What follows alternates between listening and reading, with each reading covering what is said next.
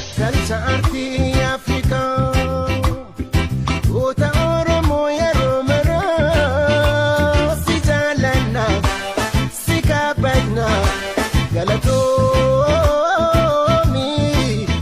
yaa adeeroo. Kalcha artii Afrikaa goota Oromoo yeroo maraa si jaalladha si kabajna galatoomi yaa adeeroo. Kalcha artii Afrikaa goota Oromoo yeroo maraa si jaalladha si kabajna galatoomi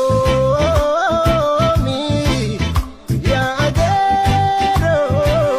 Kalcha artii Afrikaa goota Oromoo yeroo maraa si jaalladha si kabajna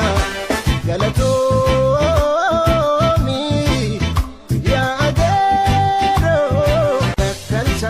Kalcha artii Afrikaa goota Oromoo yeroo maraa si jaalladha si kabajna galatoomi.